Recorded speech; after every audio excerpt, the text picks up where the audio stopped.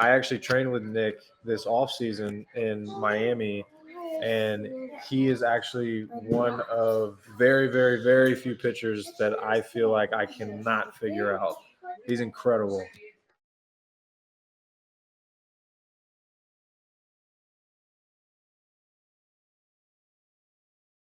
I just told him that it was a great group of guys over there and that he was going to really enjoy having those guys as teammates. I had made lifelong friendships over there with the guys in that clubhouse. So I was just, reiterating that to him that, it was phenomenal guys over there and that he was going to really enjoy being around them and playing with them. And he's fit in well over there.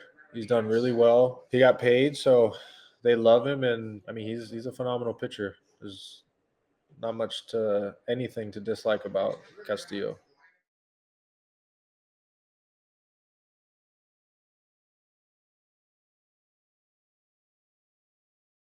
Nobody is quite as big of a face of baseball as that guy is. You obviously have your Mike Trout, you have your Bryce Harper, your Mookie Betts, but man, Judge is he's just doing things that are like energizing everything within the game. Doing something like that last year, are you kidding me? I mean, that's incredible.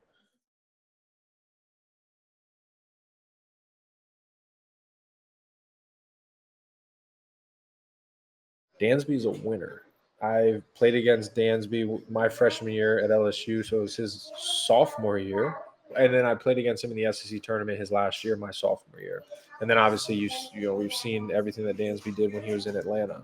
I think he's a huge sign for Chicago because when you are at the big league level, all that matters is winning. That's all that it's about. It's about how many games you're going to win and how are we going to do it.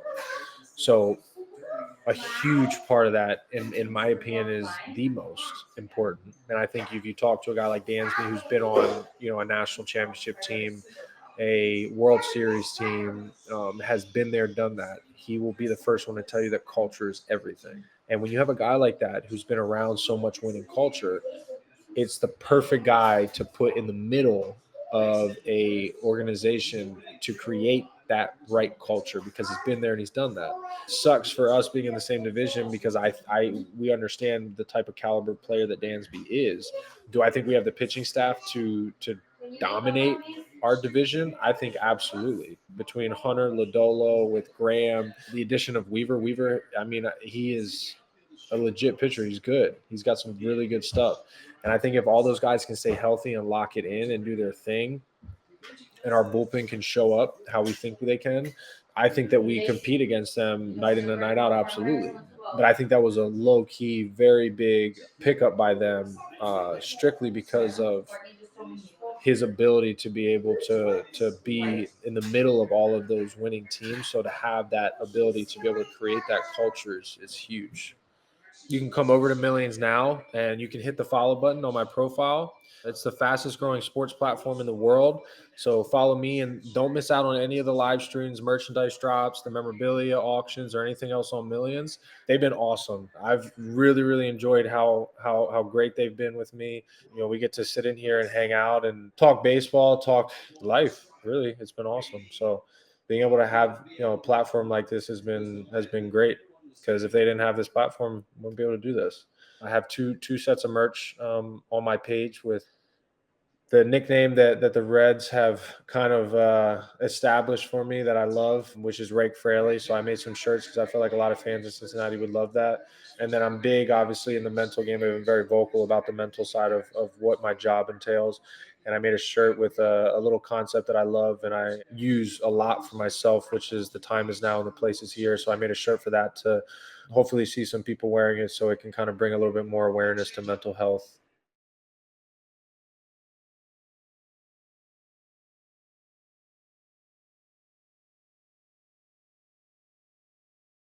When you do get asked, I mean, you kind of want to go all in on it, but at the same time, these teams do have a right to voice an opinion on them not playing. Something can happen anytime you get on the field. Any given moment, anything can happen. So it is a big risk, but I think for the most part, the majority of the teams do a really good job of being able to understand how special this is for a lot of players. If, like, for instance, if there's a player that had like an injury last year for whatever reason, I think that the team would be a little bit hesitant because they want them to be able to have a full spring training like we're having for the first time, like we didn't have last year because of the lockout, and then the year before that with COVID. So it's one of those things where I think it's individual to what that player experienced in the previous year, and if they need that full spring training of very controlled work throughout camp. Where as a guy like Trout, I mean, he had injuries last year, but at the same time, it's Trout. So I don't think the Angels are going to be like, hey, look, dude, we don't want you to play. If Trout wants to play, he's going to go play. They kept talking about how big it was that Trout gave his word that I'm going to play for Team USA this year, and how huge it was because the line of players after that was just like boom, boom, boom, boom. Because when you have a guy like Trout that says, yeah, I'm going to go play for Team USA, you have a lot of guys who are like, well, I want to be able to go play with Trout. It's a big momentum getter when you have a guy like Trout that agrees to play so early on like he did. If it was anybody else and you have a guy like that who had injuries last year and if he's struggling with something now, the team's going to voice their opinion to the extreme. Like, hey, look, like, we don't want you to do this. We want you to have a camp where we can be controlled with your workload, right? Because, like, I understand, like, even for the pitchers, I think, like, for this game, like right now, like Nick Martinez, I think is on like a 65 pitch count just because of the rules of the Classic. But for a position player, like, those guys are going to go out there for 9 innings. They're going to have 4 or 5 at bats throughout the game. So I understand. I get it, because I think any other player, the team's going to be like, look, I don't think it's a good idea because we need you to have a full camp because, you know, obviously the season is extremely important. And again, it's a business and these players are investments, right? But for a guy like Mike Trout, if he wants to go play, I don't think the Angels are really going to get in his way. They're going to let him go do his thing.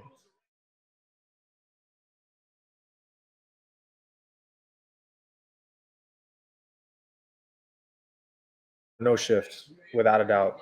Being a lefty hitter, I've had a ton of hits taken away in the years past because of the shift.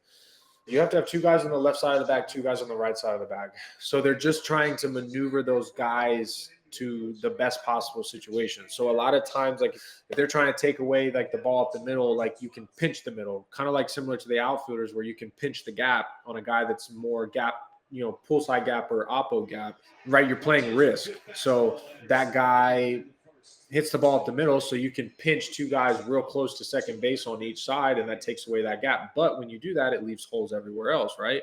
Same way in the outfield, if you pinch a gap, it's going to leave, you know, the line wide open. So teams are just trying to do the best that they can with, you know, again, playing that risk and reward factor of what the percentages say of what the player, you know, hits the ball the most as far as direction wise.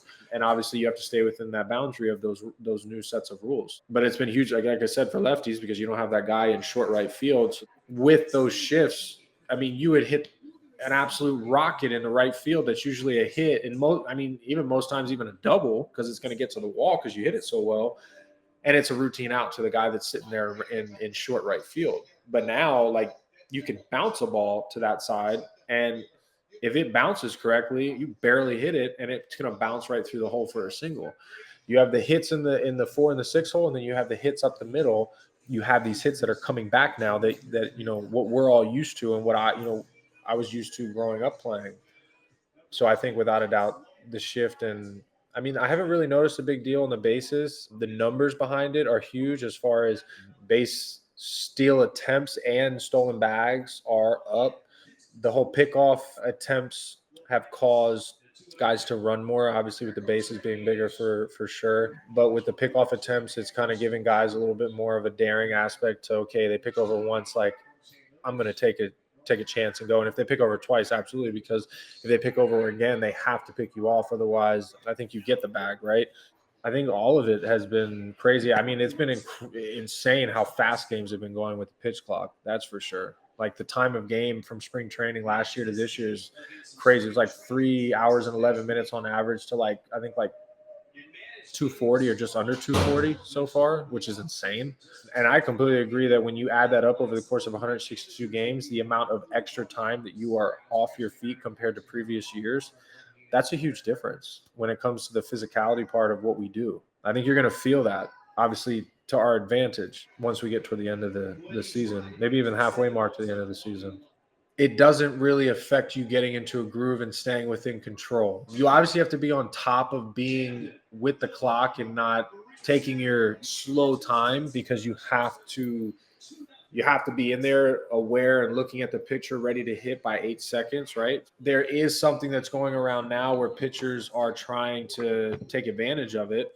And what they're doing is when you step in the box, they're already on the mound engaged and looking at you. And as soon as you look up at them, they're like quick pitching, and it's become a problem, and MLB is trying to address it to where it's not something that becomes a problem during the season. It becomes an unfair advantage because you have to allow us time to be able to get our hands into position of where we want them and give us like 2 or 3 seconds to be able to start doing whatever rhythm or whatever we have going, and then you can go. But when you find us that we're in the box and as soon as we look up, our hands aren't in a ready position, like there's no way we're ready to hit. So guys have been experienced that. I actually just experienced it a couple of days ago, and we had to make it aware to the MLB that like, look, like what do we do in this situation? Because that can't happen. They've become aware of it. They're trying to handle it. They're trying to let the umpires know that like if you notice this, like it cannot be something that happens because it takes away the like completely the competitiveness within the at bat because the pitcher has the full advantage along with that. You're going to have guys that are going to lose their mind. In particular, I would lose my mind in that moment as well. Like if the umpire is not going to be on top of that and allow the pitcher to do that, you're going to have no chance in that box to be able to have a competitive at bat.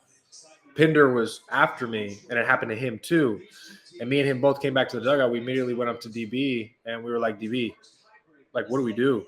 Because as soon as we were looking up, like he was already, his leg was already lifted, and he was already coming to the plate. So he made a note of it, and then we went to the MLB and sent off the video, and we're like, look, like this is very blatant. Like we need to figure this out. And they got back to us and said that they're aware of it and that we're not the only ones that it's happening to, that they've gotten a lot of requests and videos from managers and players that have experienced the same thing me and Pinder did. And that's what the thing about it is like even now, like you talk about the shift restrictions, right? You guys all saw the video that went viral with Boston with the shift that they still did on Joey Gallo when they were playing the Twins. And they brought I believe it was the left fielder into play third base. And then they brought someone and kept him in the outfield. So you still had two guys on the left of the second base, two guys on the right of second base, but then you almost had like your third outfielder. But instead of him playing left field, he was playing where the old shift used to be. So technically, they're not outside of the boundaries of these new set of rules, but they're playing with it. So like when you have the pitch clock, these are the things that the pitchers are trying to take advantage of, but you can't do that because you completely take out the competitive nature of what that at bat should entail between you and the pitcher. If a guy is just starting to look up, you're not completely set into your stance in that at bat, and a guy accidentally lets loose and it slips out of his hand, and you get 94 or 95 at the head or in the ribs or something, and you don't have the awareness because you're not completely set and in place with your vision, with your feet, with your hands, and then you can't get out of the way like you're used to. So, I mean, absolutely. There's a lot of things that go into it.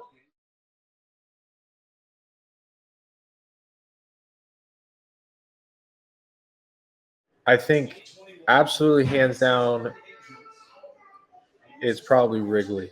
There's no place like it. Wrigley for a day game, it's like a dream. Everything about it. The field itself from an aesthetic and like just a visual is amazing. They have the most beautiful days. Temperature is perfect. And then obviously it's Wrigley, so you have all the history behind it. The fans there are amazing. They feel like they're on top of you. So like the whole game just feels like very intense no matter what's going on in the game. Say hands down Wrigley. Absolutely Wrigley. But Fenway's beautiful too. Fenway and Wrigley, they're both have very similar feel as far as the history behind it, the fan aspect, the experience, the aesthetics of it. It's good.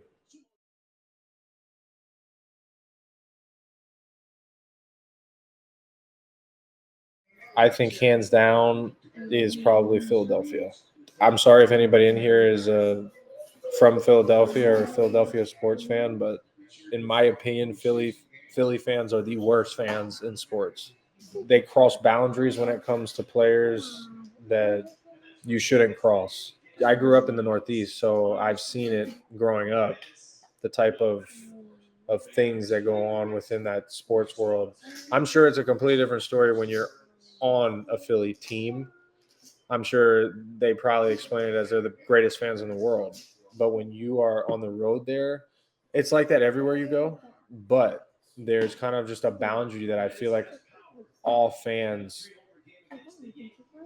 they waver on sometimes, but they never cross. The emotional side of it is very much to the extreme because it's you have to keep your cool, right? You're trying to play the game, you're trying to stay focused, but at the same time, like if they cross a boundary, they cross a boundary. And at that point, you take a point where it's, am I going to say something? Am I not? We're out there playing a game, but at the end of the day, we're still human beings, right? So you don't want to cross that line because it's no different. I wouldn't cross that line with any fan. I wouldn't be heckling a fan to the point where I'm crossing boundaries and talking about their family and things of that nature. So it just gets tough. Come over to Millions and hit that follow button on my profile. Millions is the fastest growing sports platform in the world. So follow me and don't miss out on any of the live streams, the merchandise drops, the memorabilia auctions. If you guys, ever want to request a personal video for whatever, happy birthday, a big fan, whatever it is, the platform allows for all that stuff. It's really cool.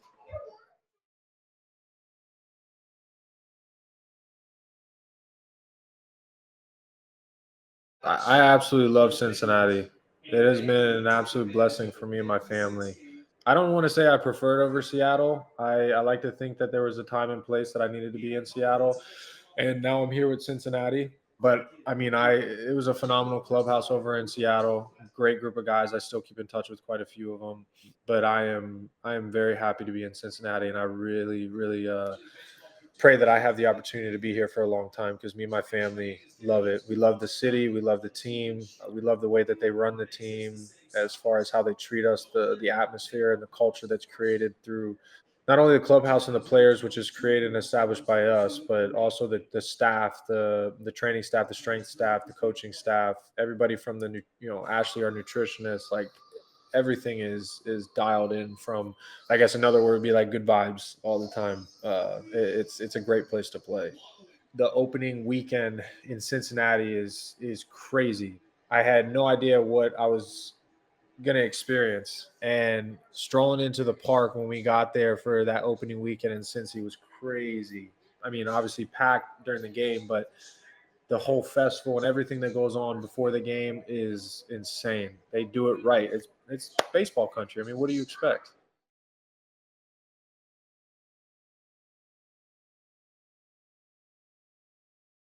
I don't like to look into expectations. It's a big thing of mine. I just focus on executing what I need to do daily, and that comes from just the mentality that you need in this game. I think what you can expect from me, and I tell everybody this every time I'm asked the question, is just to be consistent.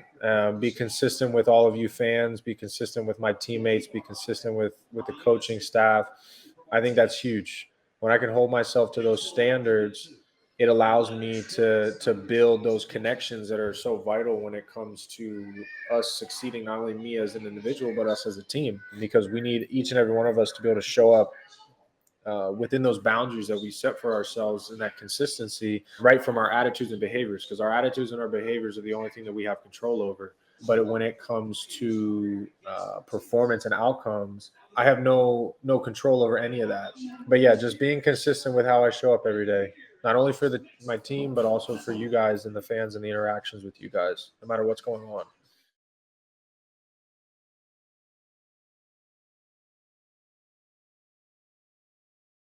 No, I don't have any superstitions in the dugout. I have a routine. I think that's a big difference.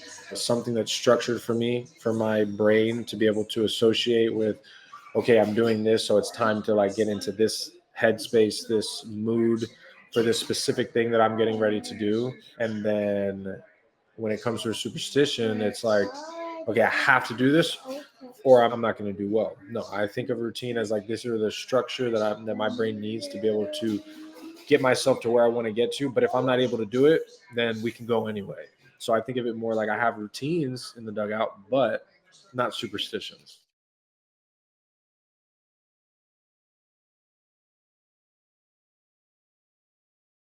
When I have gum, it was a huge thing for me because I don't dip, I don't chew because I care too much about my teeth and my health.